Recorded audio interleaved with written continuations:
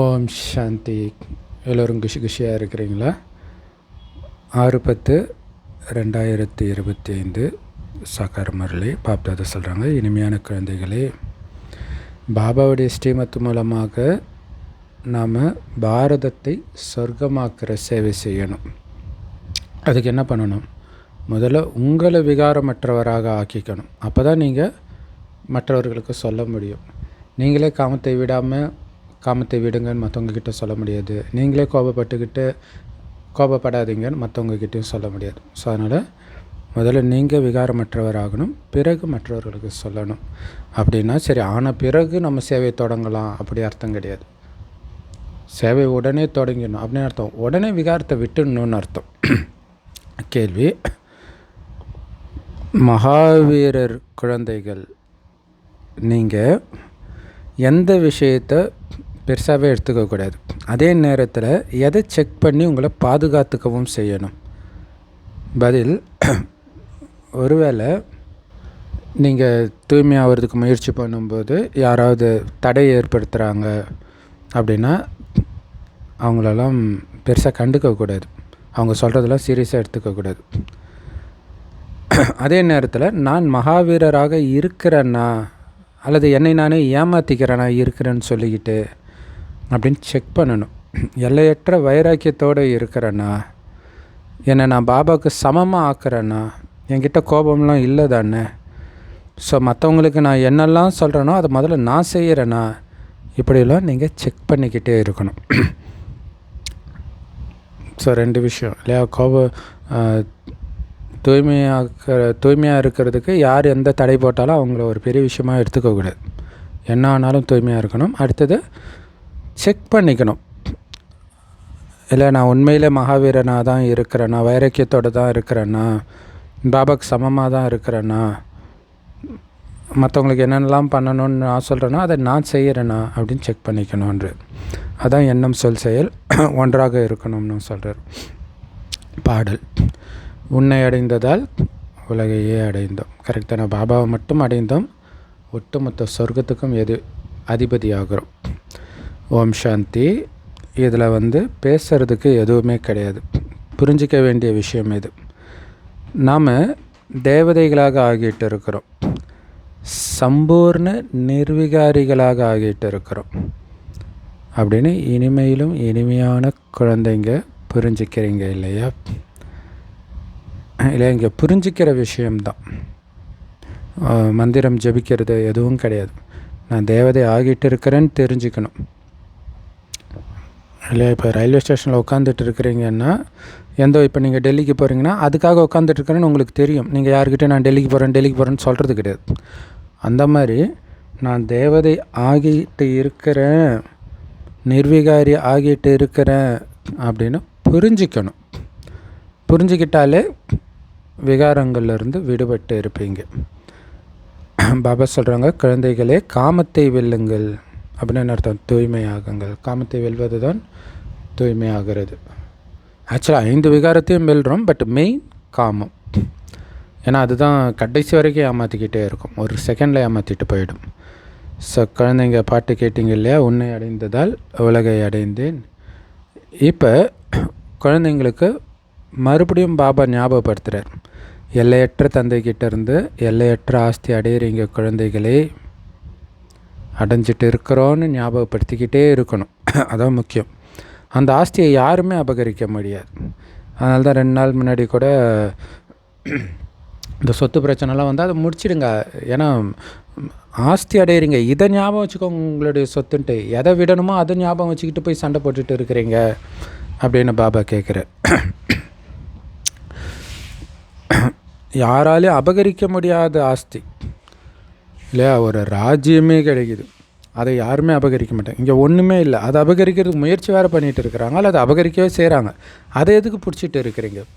அதை பிடிச்சிட்டு எல்லையற்ற ராஜ்யத்தை இழந்துடுவீங்க. அது நமக்கு டெஸ்ட் பேப்பர்ன்றதை புரிஞ்சுக்கணும். சத்தியுகத்தில் இந்த மாதிரி அபகரிக்கக்கூடிய எண்ணம் கொண்டவர்களே யாரும் இருக்க மாட்டாங்க. அதனால தான் அதை பிரிவினையற்ற ராஜ்யம்னு சொல்லப்படுது. ராவண ராஜ்யத்தில் மற்ற தர்மத்தினருடைய ராஜ்யமெல்லாம் வருது. அப்போ தான் சண்டை வருது. ஏன்னா ஏற்கனவே முதல்ல ராஜ்யம் பண்ணுறது நாம தான்னும்போது நம்மக்கிட்ட இருந்து அபகரிச்சுட்டு போய் தான் அவங்க ராஜ்யத்தை தொடங்குறாங்க. ஸோ இந்த மாதிரி பிரச்சனையே இல்லாத ஒரு உலகத்துக்கு நாம் மட்டும் ஆட்சி செய்ய போகிறோம். அடுத்த 2500 வருடம்ன்றது எவ்வளோ போதையை கொடுக்கணும்.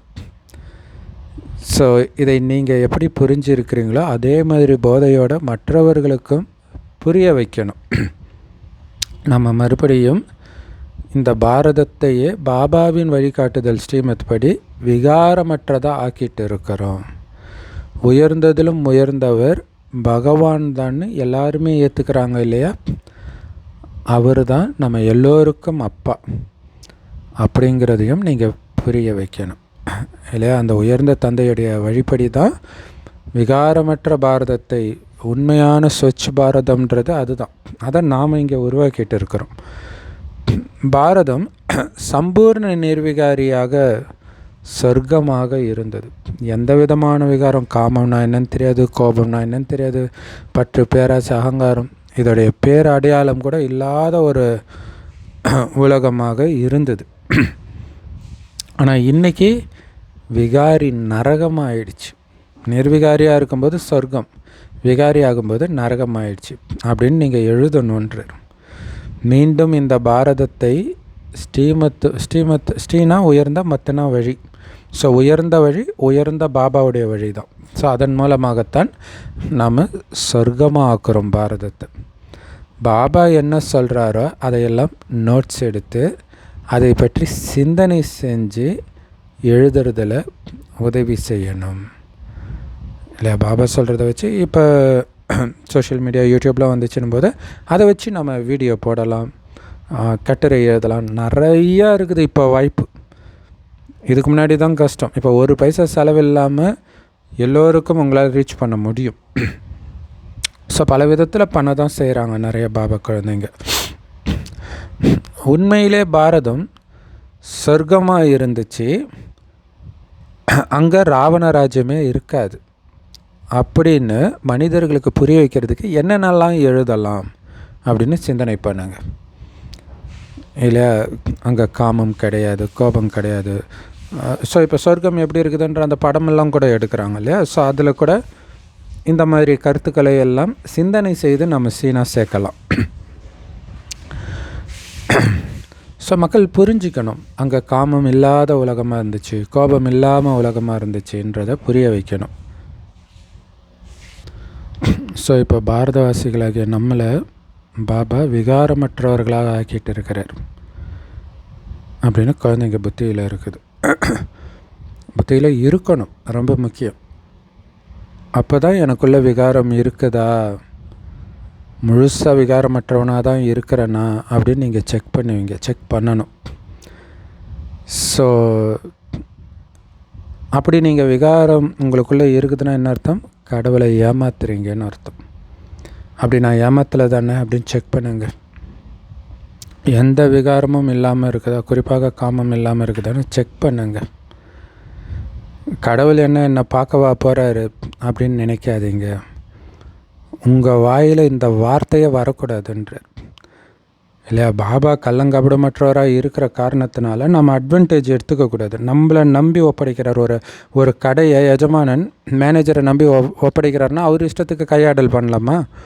அந்த மாதிரி தான் பாபா கள்ளங்கபடமற்றவர் சொல்கிறாரு, நீங்கள் நினைக்கிறதெல்லாம் நான் பார்க்க போகிறதில்ல அப்படின்ட்டு. அதனால் பாபா என்ன பார்க்கவா போகிறாரு அப்படின்னு ஒருபோதும் நினைக்கக்கூடாது. உங்கள் வாயிலேருந்து இந்த வார்த்தையே வரக்கூடாதுன்றார். ஸோ பாபா சொன்னால் அப்படியே செய்யணும். பாபா கூடவே நீங்கள் இருங்க. தூய்மையாக்கக்கூடியவர், பதித்த பாவனர் ஒரே ஒரு தந்தை தான்னு நமக்கு தெரியும். 5000 வருஷத்தில் வேறு யாரும் வந்து உங்களை தூய்மையாக்க போகிறதில்ல. இப்போவே எவ்வளோ முடியுமோ அவ்வளோ தூய்மையாயிடுங்க.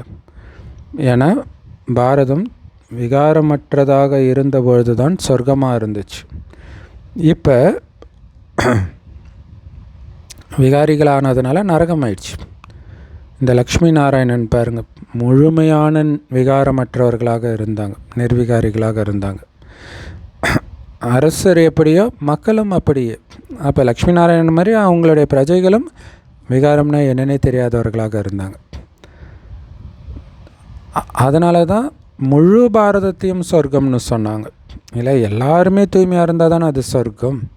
இப்போ எல்லாருமே அழுக்காக இருக்கிறாங்க, அதனால் இதோடைய பேர் நரகம். ஸோ இந்த 84 பிறவிகளுடைய ஏணிப்படி சித்திரம் ரொம்ப அற்புதமான சித்திரம். ஸோ யாராவது ரொம்ப நல்ல குழந்தையாக இருந்தாங்கன்னா அவங்களுக்கு இதை நீங்கள் பரிசாக கூட கொடுக்கலாம். பெரிய பெரிய நபர்களுக்கு பெரிய பெரிய பரிசுகள் கிடைக்கும் இல்லையா? அதனால் நீங்கள் கூட யார் வந்தாலும் அவங்களுக்கு புரிய வச்சு இந்த மாதிரி பரிசுகளை கொடுக்கணும். கொடுக்கறதுக்கான பொருட்கள் எப்போவுமே தயாராக வச்சுருக்கணும். உங்களிடத்தில் எப்பவும் ஞானமும் தயாராக இருக்கணும்.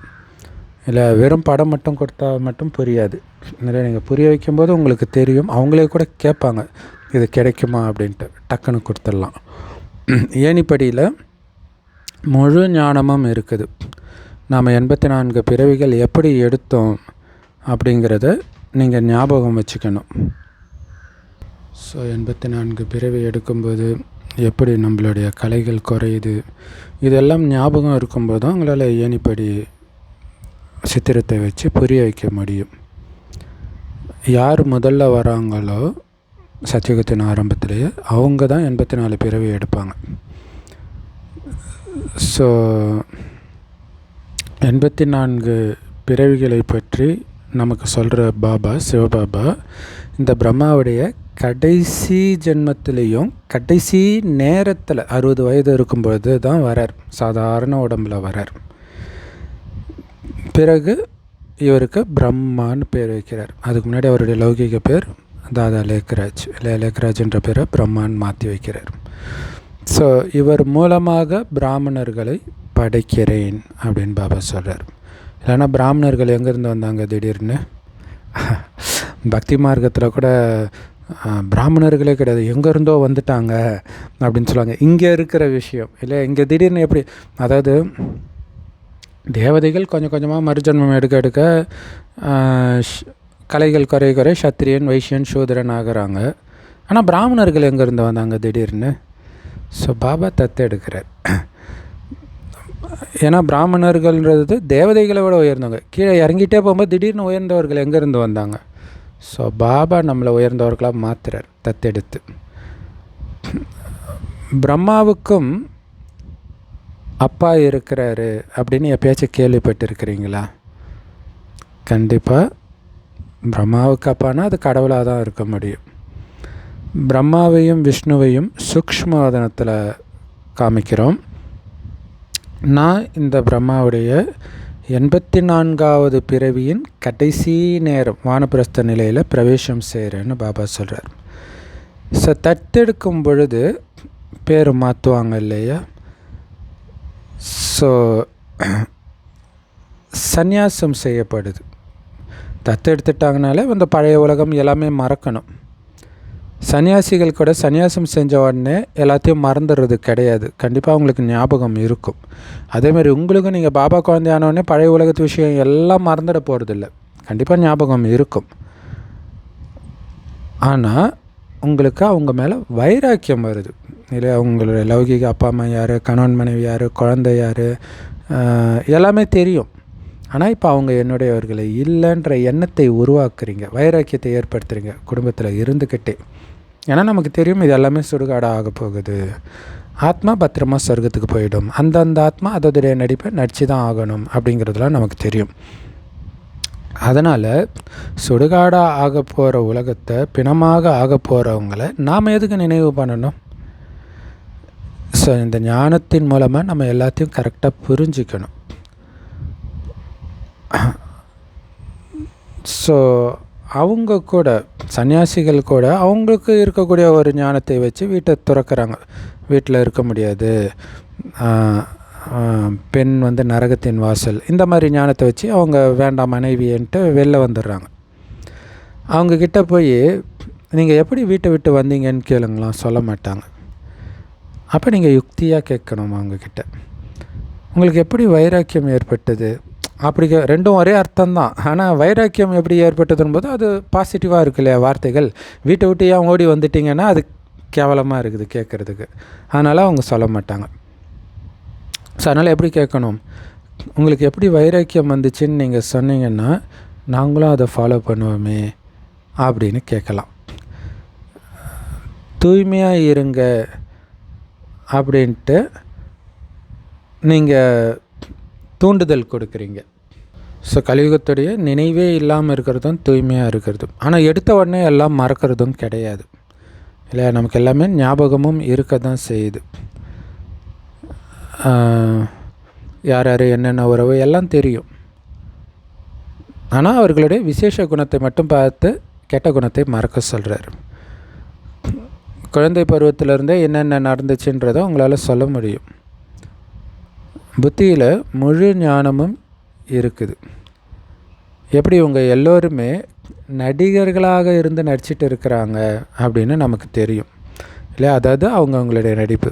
அப்போ அவங்க மேலே நம்ம குற்றம் சொல்ல முடியாது. அவங்க நடிப்பே அப்படி தான் இருக்குதுன்னும் பொழுது, எப்படி பாம்பு வந்து கடிக்க தான் செய்யுமோ அது மாதிரி இவர்களுடைய நடிப்பு அப்படி தான் இருக்குது. சில விஷயங்கள் தவறாக பண்ணுறாங்கன்னா அது அவங்க நடிப்பு, அவ்வளோதான். பாம்பு கடிக்குதுன்னு அதன் மீது கோபப்படுறது கிடையாது இல்லையா? நம்ம எச்சரிக்கையாக இருப்போம், அவ்வளோதான். இப்போ எல்லாருடைய கலியுகத்தின் கர்ம பந்தனங்கள் துண்டிக்கப்பட இருக்குது. பிறகு சாந்தி தாமம் போயிடுவோம். ஸோ இந்த கர்ம பந்தனத்தை துண்டிக்க சொல்கிறார். கடமை செய்யுங்க, ஆனால் என்னுடையவர்கள்ன்ற உணர்வு இல்லாமல் பண்ணுங்க. என்னுடையவர்கள் நினைக்கும் போது தான் பலனை எதிர்பார்ப்பீங்க. இதை தான் அங்கே கடமை செய் பலனை எதிர்பாராதேன்னு வருது. பலனை எதிர்பார்க்கக்கூடாதுன்னா என்ன அர்த்தம்? நான் ஏற்கனவே கடன் பட்டிருக்கிறேன், அதை அடைக்கிறேன், அவ்வளோதான். கடன் அடித்தா முடிஞ்சு போச்சு. நான் செஞ்சதுக்கு மறுபடியும் அவங்க பண்ணணும்னு நினைக்கிறது அறியாமை. ஸோ எல்லா கணக்கையும் முடிச்சுட்டு சாந்தி தாமம் போகணும். பிறகு அங்கேருந்து எல்லோருக்கும் புதிய சம்பந்தம் ஏற்படும் சொர்க்கத்தில். ஸோ இதை புரிய வைக்கிறதுக்கு நல்ல நல்ல கருத்துக்களை பாபா தினம் தினம் கொடுத்துக்கிட்டே தான் இருக்கிறார். ஸோ இதே பாரதவாசிகள் எப்போ ஆதிசநாதன தேவி தேவதா தர்மத்தை சார்ந்தவர்களாக சத்தியுகத்தில் இருந்தாங்களோ அப்போ அமைதி இருந்துச்சு. பிறகு 84 பிறவிகள் எடுத்து விகாரிகள் ஆகிட்டாங்க. இப்போ மறுபடியும் விகாரமற்றவர்களாக ஆகணும். ஸோ 84 பிறவி எடுத்து விகாரியான நாம் மறுபடியும் விகாரமற்றவராக முதல் பிறவியில் இருந்த மாதிரி ஆகணும்னா அப்படி நம்மளை ஆக்கிறதுக்கு முயற்சி செய்ய வைக்கிறதுக்கு ஒருத்தர் வேணும். அதுதான் பாபா. அவர் நமக்கு இப்போ இந்த ஞானத்தை கொடுக்குறார். பாபா சொல்கிறாரு, சொர்க்கத்தில் ராஜ்யம் செய்த அதே தேவதை ஆத்மாக்கள் தானே நீங்கள் அப்படின்னு கேட்குறார். ஸோ அதே மாதிரி குழந்தைங்களும் சொல்கிறாங்க, பாபா எங்களை உலகத்தின் மகாராஜா மகாராணி ஆக்கின அதே அப்பா தானே நீங்களும், அதே அப்பா தான் நீங்கள் அப்படின்னு சொல்கிறோம். ஸோ அதை தான் இந்த நிச்சய புத்தி. முந்தைய கல்பத்தில் கூட உங்களுக்கு இதே ராஜயோகத்தை கற்றுக் கொடுத்து ராஜ்ய பாக்கியத்தை கொடுத்தேன். ஸோ கல்பமாக இதை நான் பண்ணிக்கிட்டே தான் இருப்பேன் அப்படின்னு பாபா சொல்கிறார். அப்போ நம்ம கவலைப்பட வேண்டிய அவசியமே கிடையாது. முழு கல்பத்திலும் இது தெரியாததுனால நமக்கு கவலை வருது. இவ்வளோ நாள் நம்ம நல்லா இருந்ததுக்கு காரணமே பாபா கொடுத்த விஷயம்தான். அவர் இப்போ வந்துட்டார். ஆனால் தேகதாரிகளோடவே சம்பந்தம் இருந்த அதுக்கு பழக்கம் அடிமை ஆகிட்டதுனால உடலற்றவரோட சம்பந்தம் வைக்கிறதுல அந்த நிச்சய புத்தி வர்றதுக்கு நேரமாகுது. அந்த நிச்சய புத்தி 100% வந்துச்சுன்னா எதுக்குமே பயப்பட மாட்டோம், ஆனந்தமாக இருப்போம். நாடகத்தில் என்னென்னலாம் நடந்ததோ, தடைகள் ஏற்பட்டதோ அது மறுபடியும் நடக்கும். ஸோ வாழ்க்கையில் என்னென்ன நடந்துச்சுன்னு உங்களுக்கு ஞாபகம் இருக்கும் தானே? ஸோ இவர் பிரம்ம பாபா அப்படின்னு எல்லோருக்கும் ஞாபகம் இருக்கும். கிராமத்து சிறுவன் அப்படின்ட்டு இவரை தான் சொல்லியிருக்கிறாங்க. அதாவது அங்கே கிருஷ்ணர் கிராமத்து சிறுவன் காட்டியிருப்பாங்க இல்லையா? உண்மையில் கிராமத்து சிறுவனாக பிரம்ம பாபா கடைசி ஜென்மத்தில் இருந்தார். ஆனால் அப்படி இருந்தவர் தான் பிறகு வைகுண்டத்துக்கு எஜமானர் ஆகிறார். ஆனால் அங்கே ஒரே ஜென்மத்திலேயே குக்கிராமத்தில் இருந்துட்டு அப்புறம் எஜமானர் ஆகிறதா காட்டிடுறாங்க. ஆனால் வைகுண்டத்தில் எங்கே குக்கிராமம் இருக்கும், கிராமம் எங்கே இருக்கும்? ஸோ நம்மளை பொறுத்த வரைக்கும் இந்த முழு பழைய உலகமும் ஒரு கிராமம் மாதிரி தான். ஸோ வைகுண்டம் எங்கே இருக்குது, இந்த நரகம் எங்கே இருக்குது, ரெண்டுத்தையும் கம்பேர் பண்ண முடியுமா? பெரிய பெரிய மாளிகை கட்டிடங்கள்லாம் பார்த்தோன்னே இதுவே சொர்க்கம்னு மனிதர்கள் நினச்சிட்றாங்க. இதுதான் சொர்க்கம் அப்படின்னு நினச்சிட்றாங்க. ஆனால் இதெல்லாம் வெறும் மண்ணு கல்லுனால் ஆனது, இதுக்கு எந்த மதிப்பும் கிடையாதுன்னு பாபா சொல்கிறார் இல்லையா? அங்கே தங்க செங்கற்களால் கட்டப்பட்ட மாட மாளிகை எங்கே, மண் செங்கலால் கட்டப்பட்ட மாட மாளிகை எங்கே? அதிலும் அதிக மதிப்பு வாய்ந்தது, அனைத்தையும் விட அதிக மதிப்பு வாய்ந்தது வைரம். சத்தியுகத்தில் வைர வைடூரியங்கள் கொட்டி கிடக்கும். உங்களுடைய தங்க மாளிகைகள் எப்படி இருந்ததுன்னு கொஞ்சம் யோசித்து பாருங்கன்றார். அப்போ தான் இந்த போதை வரும். அங்கே எல்லா களஞ்சியங்களும் நிரம்பி இருக்கும், அளவற்ற தங்கம் இருக்கும். ஸோ இங்கே காடு விளைஞ்செண்ணெய் மிச்சம், கையும் காலும் தானே மிச்சம்ன்ட்டு புலம்புறாங்க. இப்போ காடு விளையிறதும் டவுட்டாக இருக்குது, விளைஞ்சாலும் இயற்கை சீற்றம் அழிச்சிடுது. ஸோ ஒரு பதற்றத்திலே இருக்கிற மனிதர்கள் இங்கே நரகத்தில் இருக்கிறாங்க. அங்கே சதா ஆனந்தமாக இருப்பாங்க. எல்லா களஞ்சியங்களும் எப்போவும் நிரம்பி இருக்கும், அளவற்ற தங்கம் இருக்கும். அப்போ குழந்தைங்களுக்குள்ளே எவ்வளோ குஷி இருக்கணும். ஏன்னா அந்த உலகத்துக்கு இப்போ போயிட்டு இருக்கிறீங்க, அப்போ ஆனந்தம் இருக்கணும்ல. ஸோ யாராவது ஒரு பணக்கார நாட்டில் வேலை கிடச்சி போகிறாங்கன்னா அவ்வளோ சந்தோஷமாக போவாங்க இல்லையா? அங்கே போனால் லட்சக்கணக்கில் சம்பளம் வரும், கோடிக்கணக்கில் சம்பளம் வரும், இப்படியெல்லாம் போகிறாங்க. யாராவது வாடிய முகத்தோடு வந்தாங்கன்னா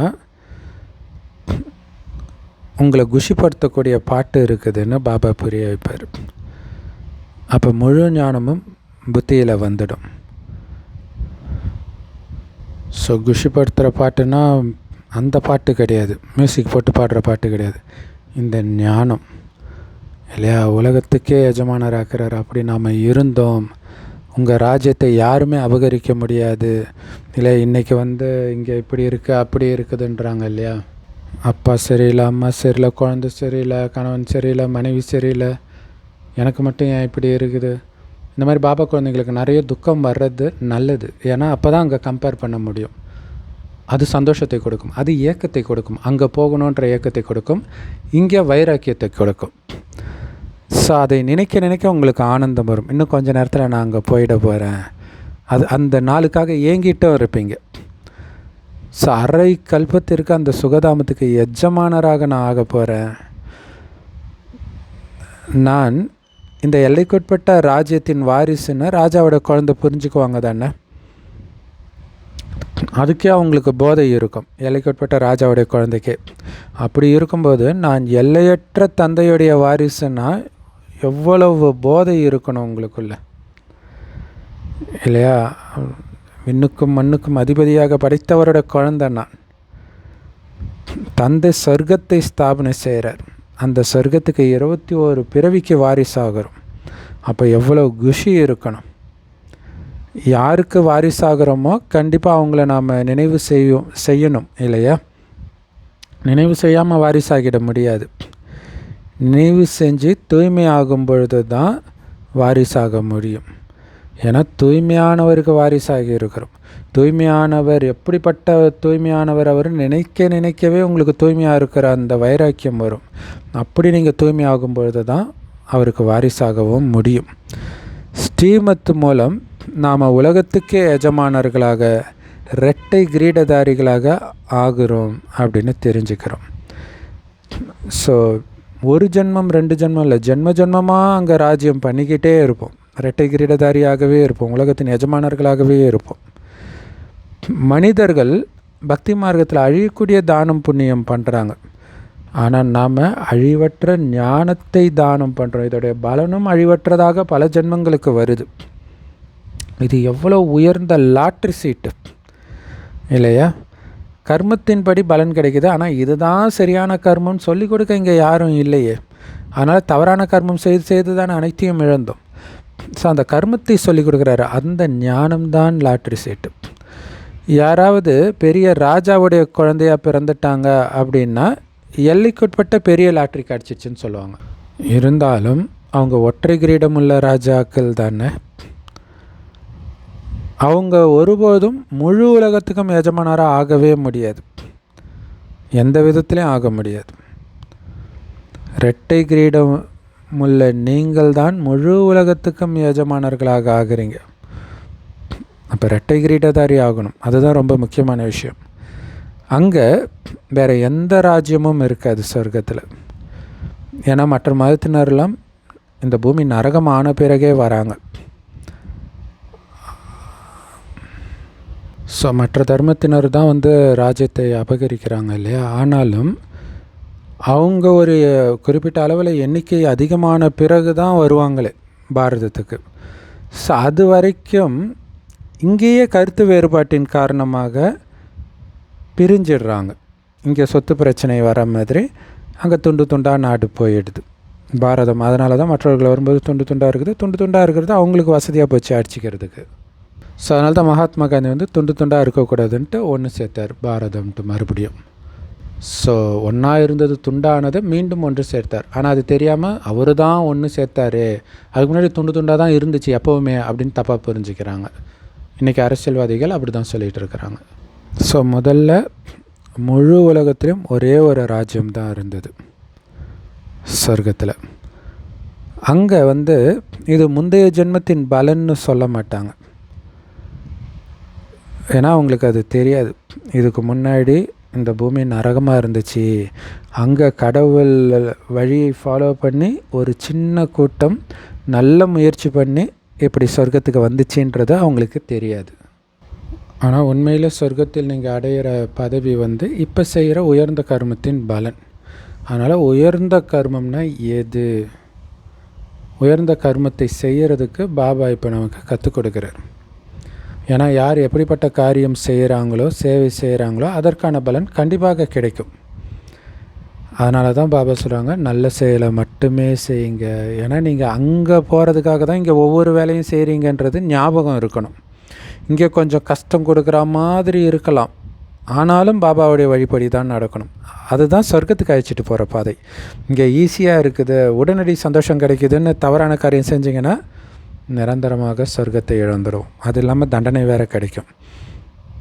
ஏன்னா இங்கே இருக்கக்கூடிய சுகம் எல்லாமே உங்களை தண்டனை நோக்கி தான் அழைச்சிட்டு போகும். அதனால் பாபா சொல்கிறாங்க, எந்த காரியம் செஞ்சாலும் பாபா கிட்ட கேட்டு அதன்படி செய்யுங்க. ஏதாவது புரியலன்னா கூட பாபா கிட்ட கேளுங்க. ஸோ அடிக்கடி பாபா கிட்ட லெட்டர் எழுதி கேட்கணும். இப்போ ஒரு உயர்ந்த பதவி இந்தியாவில்னா பிரதமருடைய பதவி, அவருக்கு எவ்வளோ லெட்டர் வரும். ஆனால் அதை அவரே தனியாக எல்லாத்தையும் படிச்சிட முடியாது. நிறைய உதவியாளர்கள் இருப்பாங்க, அவங்க தான் எல்லா லெட்டரையும் பார்ப்பாங்க. அதில் எது ரொம்ப முக்கியமானதோ அதை பிரதம மந்திரி மேஜைக்கு அனுப்புவாங்க. இங்கே கூட அப்படித்தான். முக்கியமான கடிதங்கள்னால் பாபா உடனே பதில் போட்டுருவார். மற்றவங்களுக்கு அன்பு நினைவுகள்னு எழுதி அனுப்பி வச்சிடுறார். ஏன்னா ஒவ்வொன்றுத்துக்கும் தனித்தனியாக உட்காந்து லெட்டர் எழுதுறதுன்றதும் முடியாத காரியம், ரொம்ப கஷ்டம் இல்லையா? ஆனால் அந்த லெட்டர் குழந்தைங்களுக்கு பாபா கிட்டேருந்து வரும்போது, ஆஹா இன்றைக்கி என்னுடைய எல்லையற்ற தந்தை சுயம் பகவான்கிட்டேருந்து லெட்டர் வந்திருக்குது அப்படின்னு குழந்தைங்களுக்கு அவ்வளோ சந்தோஷம் இருக்கும். சிவபாபா பிரம்மா மூலமாக நமக்கு பதில் கடிதம் எழுதுகிறாரு. ஆக்சுவலாக முரளியே நமக்காக எழுதுகிற லெட்டர் தான் இல்லை. அது இல்லாமல் தனியாக என் ஒருத்தனுக்கு மட்டுமே எழுதுகிறாருன்னும் போது இன்னும் சந்தோஷமாக இருக்கும். குழந்தைங்களுக்கு அதிக குஷி ஏற்படுது. ஸோ பந்தனத்தில் உள்ள தாய்மார்கள் தான் ரொம்ப ரொம்ப உருகி உருகி பாபாவை நினைக்கிறாங்களாம். ஆஹா நாம் பந்தனத்தில் சிக்கிட்டுருக்குறோம், ஆனால் எல்லையற்ற தந்தை எனக்கு லெட்டர் எழுதியிருக்கிறாருன்ட்டு கண்ணில் வச்சு ஒத்திக்கிறாங்களாம் அந்த லெட்டரை. அஞ்ஞான காலத்தில் கூட கணவனை பரமாத்மான்னு புரிஞ்சிக்கிறவங்களுக்கு கணவன்கிட்டேருந்து லெட்டர் வந்தால் போதும், அதுக்கு முத்தம் கொடுத்து கண்ணில் ஒத்திக்குவாங்களாம். உங்களில் கூட பாபாவுடைய லெட்டர் கிடைச்ச உடனே சில குழந்தைங்க அப்படியே புல்லரிச்சு போயிடுறாங்க, மெய் சிலிர்த்து போயிடுறாங்க, ஆனந்த கண்ணீர் வந்துடுது, முத்தம் கொடுக்குறாங்க, கண்களில் வச்சுக்கிறாங்க, மிக அன்பாக அந்த கடிதத்தை படிக்கிறாங்க. ஏன்னா பந்தனம் உள்ளவர்கள் குறைஞ்சவங்கன்னு நினைக்கிறீங்களா? அப்போ அவங்களுக்கு தான் அந்த பாபாவுடைய அன்பு தெரியும், அவங்க தான் உயர்ந்த பதவியும் அடைவாங்க. ஸோ அதனால் அவங்கள சாதாரணமாக நினைக்கக்கூடாது. சில குழந்தைகளை மாயை ஜெயிச்சிடுது இல்லை, மாயை ஜெயிக்கிறதுக்கு பாபா சொன்னால் மாயை உங்களை ஜெயிச்சிடுது. சிலர் நம்ம கண்டிப்பாக தூய்மை ஆகணும்னு நினைக்கிறாங்க. ஏன்னா பாரதம் விகாரம் இல்லாமல் இருந்தது, பரிசுத்தமாக இருந்துச்சு. இப்போ விகாரமாக இருக்குது. யார் விகாரமற்றவர்களாக ஆகணும்னு இருக்குதோ நாடகத்தில், அவங்க தான் முந்தைய கல்பம் மாதிரி இப்போவும் முயற்சி செய்து நிர்விகாரிகளாக மாறுவாங்க. ஸோ குழந்தைங்க, இதை நீங்கள் ஈஸியாக புரிய வைங்க. புரிய வைக்கிறதும் ஈஸி தான். ஸோ அதே மாதிரி முயற்சி செஞ்சு உயர்ந்த பதவி அடையணும் அப்படிங்கிற எண்ணம் உங்களுக்கு இருக்குது தானே. இப்போ தான் இந்த கீதையின் யுகம் நடந்துட்டு இருக்குது. இதை தான் புருஷோத்தம யுகம், புருஷோத்தமராக ஆக்கிற யுகம் அப்படின்னு சொல்லப்படுது. கீதையின் புருஷோத்தம யுகம் அப்படின்னே நீங்கள் எழுதுறீங்க. ஏன்னா அவங்களுக்கு சங்கம் யுகம்னா புரியாது இல்லையா. ஸோ கீதையின் புருஷோத்தம யுகம் அப்படின்னு எழுதுகிறோம். இந்த நேரத்தில் தான் பழைய உலகம் புது உலகமாக மாறிட்டு இருக்குது. எல்லையற்ற தந்தை நமக்கு ஆசிரியராக இருந்து ராஜயோகம் கற்றுக் கொடுக்கிறார். ஸோ அவர்கிட்டேருந்து நாம் ராஜயோகத்தை கற்றுக்கிட்டு இருக்கிறோம். கடவுள்கிட்ட இருந்துன்னு நம்ம புத்தியில் இருக்கணும். ஸோ இதை நல்ல முறையில் நீங்கள் படித்தீங்கன்னா இரட்டை கிரீடதாரியாக விஸ்வ மகாராஜாவாக ஆவீங்க. ஸோ அப்போ எவ்வளோ உயர்ந்த ஸ்கூல் இதுன்னு புரிஞ்சுக்கோங்க இல்லையா. ராஜ்யம் பண்ணுறதுக்கு ராஜயோகத்தை படிக்கிறோம். ராஜ்யம் ஸ்தாபனை ஆகிட்டு இருக்குது. கண்டிப்பாக ராஜ்யத்தில் பல வகையான பிரஜைகளும் இருப்பாங்க. ஸோ அப்போ அந்த பிரஜைகளும் இப்போ ஞானத்தை எடுப்பாங்க. ஒவ்வொரு விதமான குணாதிசயத்தை அவங்க வெளிப்படுத்திட்டு தான் இருப்பாங்க. ஸோ அவங்க பிரஜைகள்னு புரிஞ்சுக்கிட்டு நம்ம அமைதியாக இருக்க வேண்டியது தான். ராஜ்யம் வளர்ச்சி அடைஞ்சிக்கிட்டே இருக்கும். குறைவாக ஞானம் எடுக்கிறவங்க அங்கே சொர்க்கத்தில் லேட்டாக தான் வருவாங்க. எந்த அளவுக்கு ஞானத்தை முழுசாக எடுக்கிறோமோ அந்த அளவுக்கு ஆரம்பத்திலே வரும். எடுத்து தாரணையும் பண்ணணும். யார் எப்படி முயற்சி செய்கிறாங்களோ அதற்கேற்ப அவங்க ஆரம்பத்திலே வந்துடுவாங்க, நல்லா முயற்சி பண்ணாங்கன்னா. ஸோ இது ஏற்கனவே உருவாக்கப்பட்ட விளையாட்டு. இந்த நாடக சக்கரம் திரும்ப திரும்ப சுற்றிக்கிட்டே தான் இருக்குது. இப்போ நீங்கள் பாபா கிட்டேருந்து ஆஸ்தி அடைஞ்சிட்டு இருக்கிறீங்க. அந்த ஆஸ்தியை அடையிறதுக்கு பாபா சொல்கிறது என்ன? தூய்மையாகுங்கள். தூய்மையாக இருக்கிறதுக்கு யார் தடை போட்டாலும் அதை ஒரு பொருட்டாகவே எடுத்துக்காதீங்க இல்லை. நீ தூய்மையாக இருக்கிறோம் அப்படின்னு ஆசைப்பட்டால் நான் வீட்டை விட்டு துரத்திடுவேன், பரவாயில்ல. வயிறுக்கு ரொட்டி துண்டு தானே தேவைப்படுது, அது கண்டிப்பாக கிடைச்சிடும் தானே. எதற்காகவும் தூய்மை இழக்கக்கூடாது. ஏன்னா தூய்மையின் மூலமாக தான் உலக ராஜ்யத்தை அடையிறீங்க. தூய்மை தான் சாவி, சொர்க்கத்தின் சாவி. குழந்தைங்க நினைவில் இருக்கிறதுக்கான முயற்சி பண்ணணும். ஏன்னா நினைவில் இருக்க பாவம் அழியும். பாவம் அழிந்தாலே தடையும் அழிஞ்சிடும். பாபா பக்தி மார்க்கத்தின் உதாரணம் கொடுக்குறாரு. அதனால் நீங்கள் நாயன்மார்கள் கதையெல்லாம் அவ்வளோ பயங்கரமான சோதனைகள் இருக்கிறதா காட்டியிருப்பாங்க. பூஜைக்கான நேரத்தில் புத்தி எங்கேயாவது போகுது பக்தி மார்க்கத்தில் அப்படின்னா பிரம்மா பாபா அவருடைய காதை திருகிக்குவாராம், தனக்குத்தானே தண்டனை கொடுத்துக்குவாராம். ஸோ அதே மாதிரி இங்கே ஞானம், இதில் முக்கியமானது நினைவு. நினைவு இல்லைன்னா கூட நீங்கள் அந்த மாதிரி உங்களை தண்டிச்சுக்கோங்க. ஏன்னா இது எவ்வளோ முக்கியமானது, எவ்வளோ பெரிய பலன். பக்தியில் பலன் கிடையாது, அதுக்கே அவ்வளோ கவனம் கொடுத்தீங்கன்னா இல்லையா. அங்கே இப்போ கோயிலில் போய் சாமி முன்னாடி நிற்கும்போது ஒரு காமம் சார்ந்த எண்ணம் வரும்போது என்ன இப்படி வருது அப்படின்னு பதறுவாங்க. அப்படி இருக்கும்போது நேரடியாக கடவுள் கூடவே இருந்துக்கிட்டு உங்களுக்கு அந்த மாதிரி எண்ணங்கள் வரலாமா? இப்போ உங்களை நீங்களே தண்டிச்சுக்கணும். எப்படி மாயை என் மீது வெற்றி அடைய முடியும்? நான் என்ன அந்த அளவுக்கு பலகீனமானவனா, பக்குவமற்றவனா? நான் தான் மாயை வெல்லணுமே தவிர மாயை என்னை வெல்லக்கூடாது. இப்படியெல்லாம் உங்களுக்கு நீங்களே பேசி வைராக்கியத்தை ஏற்படுத்தி உங்களை நீங்கள் மாயைக்கிட்டேருந்து நல்ல முறையில் பாதுகாத்துக்கணும். அந்த அளவுக்கு நான் மகாவீரனாக இருக்கிறேன்னா, மற்றவர்களையும் மகாவீரனாக்கக்கூடிய முயற்சி பண்ணுறேன்னா அப்படின்னு உங்களுக்கு நீங்களே கேட்டுக்கிட்டே இருங்க இல்லையா.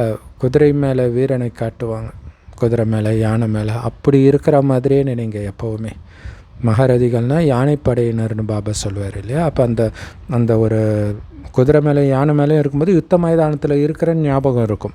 அப்போ உங்களுடைய எதிரி மாயான்றது ஞாபகம் இருக்கும். அப்போ அலட்சியமாக மாட்டீங்க. எந்த அளவுக்கு பலரை உங்களுக்கு சமமாக ஆக்குறீங்களோ அந்த அளவுக்கு உங்களுக்கு உயர்ந்த பதவி கிடைக்கும். ஸோ போட்டி போட்டு ராஜ்யபாக்கியத்தை அடைய சொல்கிறார் இல்லையா. ஜென்ரலாக போட்டி போட்டு நிறைய அந்த திருமணம் கூட மணமகளை அடையிறதுக்கு போட்டியெல்லாம் வைக்கிற மாதிரி காட்டுவாங்க. இங்கே உலக ராஜ்யத்தையே அடையிறோம், மகாலட்சுமியையே அடையிறோம். ஸோ அப்போ அதுக்கு நாம் போட்டி போட்டு முன்னேறணும். இங்கே போட்டியெல்லாம் பாபா நினைவில் இருந்து உங்களை மாயக்கிட்டேருந்து பாதுகாத்துக்கணும், அவ்வளோதான். ஒருவேளை உங்களுக்குள்ளே கோபம் இருந்தால் கோபப்படாதீங்கன்னு மற்றவங்களுக்கு எப்படி சொல்ல முடியும்?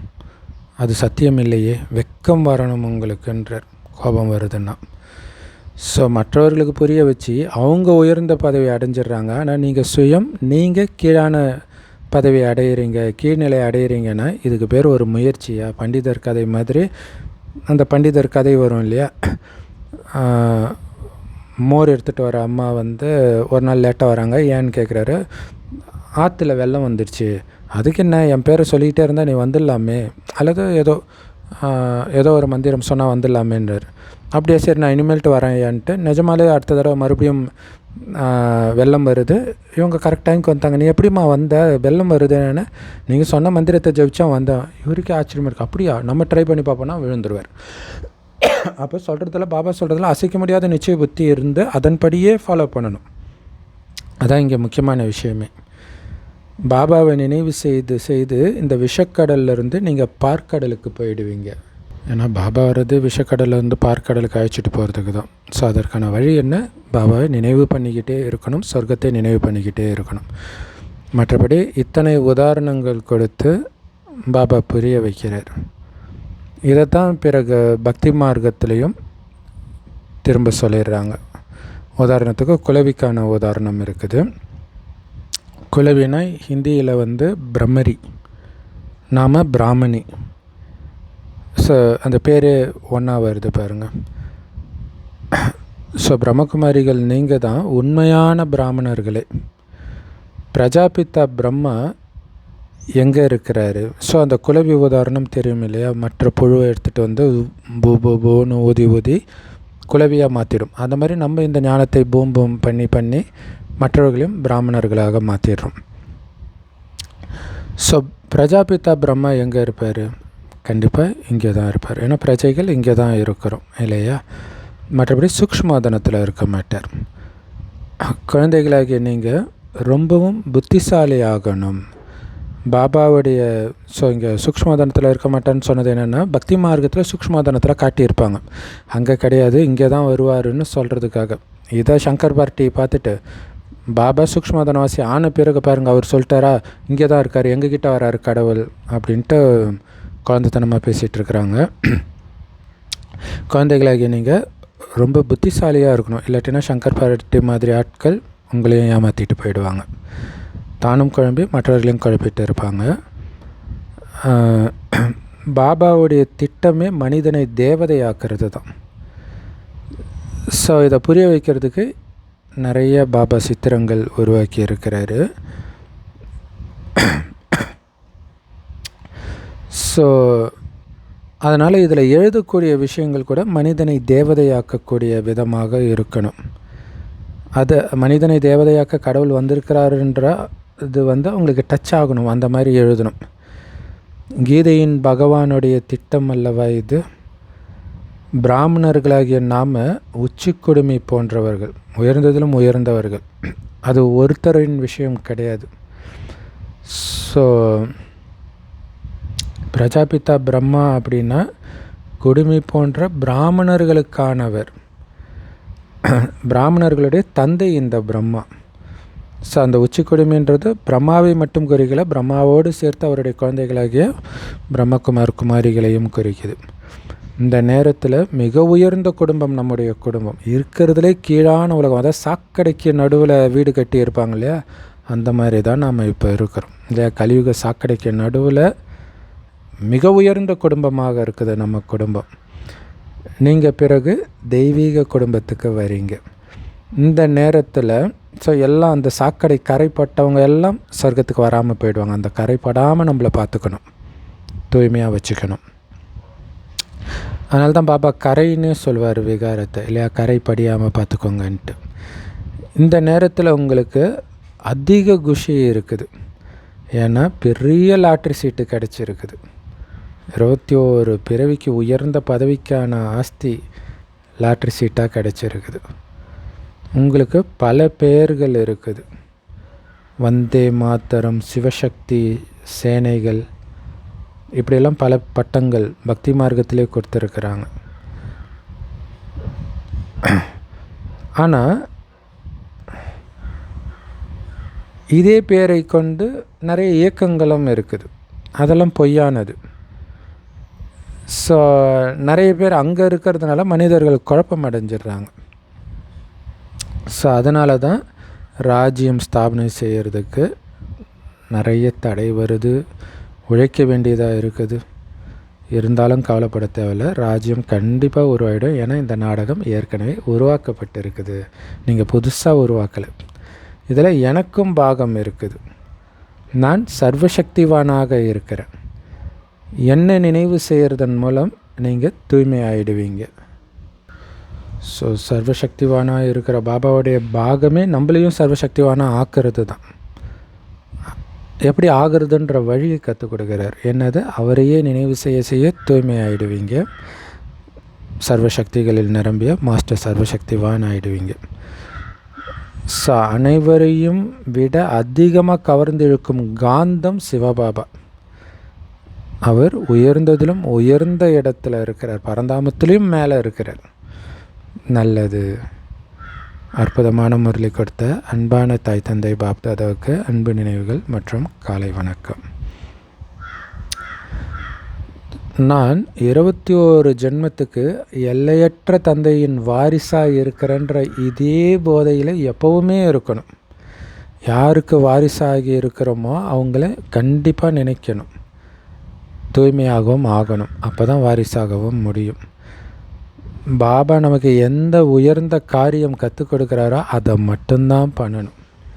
ஒவ்வொரு காரியம் செய்யும்போதும் இது ஸ்ரீமத்து தானான்னு பாபா கிட்ட கேட்டு கேட்டு ஒவ்வொரு அடியும் எடுத்து வைக்கணும். வரதானம்: இந்த மண்ணின் உலகத்திலிருந்தும் மனநாளான உடலின் நினைவிலிருந்தும் விலகி சூக்ஷ்ம தேசத்தில் சேவை செய்யக்கூடிய சூக்ஷ்ம சேவாதாரி ஆகுங்கள். அதாவது மனசா சேவைக்கு சொல்கிறார் பாபா. விளக்கம்: இன்றைய உலகத்தில் வேலைக்கேற்ற ட்ரெஸ்ஸு போடுவாங்க இல்லையா? போலீஸ்னால் அதுக்கு ஒரு ட்ரெஸ் இருக்கும், வக்கீல்னால் அதுக்கு ஒரு ட்ரெஸ் இருக்கும், துப்புரவு தொழிலாளர்கள் அதுக்கு ஒரு ட்ரெஸ் இருக்கும், சமைக்கிறவங்களுக்கு ஒரு ட்ரெஸ்ஸு. அப்படி நேரத்திற்கேற்ப அவங்க எப்படி ட்ரெஸ்ஸை மாற்றிக்கிறாங்களோ அதே மாதிரி நீங்கள் கூட நேரத்திற்கேற்ப வேலைக்கேற்ப ட்ரெஸ்ஸை மாற்றிக்கோங்க. நம்முடைய ட்ரெஸ் என்னது? உடம்பு. நம்முடைய வேலை என்ன? சூக்ஷ்ம உலகத்தில் இருந்து சக்தி கொடுத்துக்கிட்டே இருக்கிறது, லைட்டோஸ் மைட்டோஸ் ஆகி. அப்போ என்ன பண்ணணும்? சூக்ஷ்ம உடல் அணியணும். அப்போ தான் நம்ம அங்கே போக முடியும். அதனால் ஒரு நொடி இந்த மனுநாளான உடலில் இருந்து இங்கே இருக்கக்கூடிய காரியத்தை செய்கிறீங்க. அடுத்த செகண்டே ஒளி உடல் அணிந்து மேலே போய் சக்தி கொடுத்துட்டு இருக்கிறீங்க. இப்படி நீங்கள் மாறுவேடம் அணிந்தவராக மாறும் பொழுது அனைத்து சொரூபங்களின் சுகத்தை அனுபவம் செய்ய முடியும் இல்லையா? டக்குன்னு ஒரு செகண்ட் இங்கே, ஒரு செகண்ட் அங்கே, டக்குன்னு பரந்தாமம், டக்குன்னு சொர்க்கம், அப்படி சுற்றிக்கிட்டே இருக்கணும். இது நம்மோட ட்ரெஸ்ஸு தான். அடுத்தவங்க ட்ரெஸ்ஸுனால் உங்களுக்கு பத்தாமல் போகலாம். அந்த சூக்ஷ்ம உடல் உங்கள் ட்ரெஸ்ஸுன்றார். அதை வரமாக கொடுத்துருக்கிறார். அந்த வரத்தை நடைமுறைப்படுத்துகிற பயிற்சி செய்யும் பொழுது தான் பாபாவை சந்திக்கிறீங்களே, அவ்யக்த சந்திப்பு, அந்த அவ்யக்த சந்திப்பின் விசித்திர அனுபவம் உங்களுக்கு ஆகும் இல்லையா? அந்த ட்ரெஸ்ஸில் சந்திக்கணும். அந்த ட்ரெஸ்ஸு போடுறீங்கன்னா அர்த்தம் இந்த ட்ரெஸ்ஸை சுத்தமாக மறந்து இறந்து தானே அங்கே போவோம். அப்போ இங்கே இருக்கக்கூடிய எந்த நினைவும் இல்லாமல் அங்கே போய் பாப்தாதா முன்னாடி நிற்கும்போது தான் அந்த அனுபவமே வேறு லெவலில் இருக்கும். சூப்பரான வரதானம் இது. ஸ்லோகன்: யார் எல்லோருக்கும் மரியாதை கொடுக்குறாங்களோ அவங்க தான் உதாரண மூர்த்தி ஆக முடியும். மரியாதை கொடுத்தால்தான் மரியாதை கிடைக்கும். இல்லையா? தன் மனைவியை கடத்திட்டு போன ராவணனுக்கே மரியாதை கொடுத்து பேசுவார் ராமர். அவரை மாதிரி உயர்ந்தவர் யாருமே கிடையாது, அவர் ஒரு குரு, அவர்கிட்ட போய் கற்றுக்கோ அப்படின்னு தன் தம்பி லக்ஷ்மணனை அனுப்புகிறார். ஸோ அவ்வளோ மரியாதை கொடுக்கறதுனால தான் உதாரண மூர்த்தியாக பக்தி மார்க்கத்தில் ராமாயணத்தில் வர ராமர் சொல்லப்படுறார். ஸோ அதேமாதிரி அமிர்த வேலையில் பாப்தாதா சந்திக்கிற அனுபவம் ஏற்படலை அப்படின்னு சொல்கிறதுக்கு காரணம், அந்த சூக்ஷ்ம உடலில் போய் நீங்கள் சந்திக்கலை, ஸ்தூல உடல்லே போய் சந்திக்கிறீங்க. அப்படின்னா என்ன அர்த்தம்? இங்குத்து நினைவுகளோடையே சந்திக்கிறீங்க. கணவன் சரியில்லை, மனைவி சரியில்லை, இப்படி புலம்பிட்டு இருந்தால் அந்த போதை இருக்காது, அந்த லேசான தன்மை அதீந்திரிய சுகம் அனுபவமாகாது. அவ்யக்த இஷாரா, தனக்காகவும் பிறருக்காகவும் மனதின் மூலம் யோக சக்தியை பயன்படுத்துங்கள். எப்படி தினசரி காரியங்களுக்கு டைம் டேபிள் போடுறீங்க, இந்த நேரம் இவங்களை சந்திக்கணும், இந்த நேரம் இந்த காரியம் பண்ணணும், அந்த காரியம் பண்ணணுன்ட்டு, அதே மாதிரி உங்கள் மனநிலை எப்போவுமே சக்திசாலியாக இருக்கிறதுக்கும் டைம் டேபிள் போடுங்க. இல்லை, இந்த 1 மணி நேரம் சூக்ஷ்மவாதனத்தில் இருக்கிறேன், அடுத்த 1 மணி நேரம் பரந்தாமத்தில் இருக்கிறேன், அடுத்த 1 மணி நேரம் சொர்க்கத்தில் இருக்கிறேன், அடுத்த 1 மணி நேரம் இந்த ஸ்வமானத்தில் இருக்கிறேன், இந்த மாதிரி நிகழ்ச்சி போடுங்க. அப்போ உங்கள் மனம் தடுமாறாது. ஏன்னா மனதை எப்போவுமே சக்தி வாய்ந்த எண்ணங்களாலே நிரப்பி வைக்கிறீங்க. அதுதான் டைம் டேபிள் போடுறது, இல்லையா? பரந்தாமத்தில் இருக்கிறேன், பாபாவோடு இருக்கிறேன், சக்தி எடுக்கிறேன், சக்தியை கொடுத்துக்கிட்டே இருக்கிறேன். அப்போ உங்கள் மனம் வந்து பிஸியாகவே இருக்குது சக்திசாலியான எண்ணங்கள்னால. அப்போ மனதுக்கு தடுமாறுறதுக்கு நேரமே இருக்காது, நேரமே கிடைக்காது, இல்லையா? எப்போவுமே அது சக்திசாலியாகவே இருக்கும். ஸோ அப்படி மனம் எப்போவுமே சக்திசாலியாக ஒருமுகப்பட்டு இருந்தால் தானாகவே உங்களை சுற்றி பயங்கரமான பாசிட்டிவ் வைப்ரேஷன் பரவும், மனசா சேவை தானாகவே நடக்கும். ஸோ செம பவர்ஃபுல் அவ்யக்த இஷாரா. ஓம் சாந்தி. Love you Bapdada. Thank you Bapdada. குஷியாக இருங்க, குளிர்ச்சியாக இருங்க.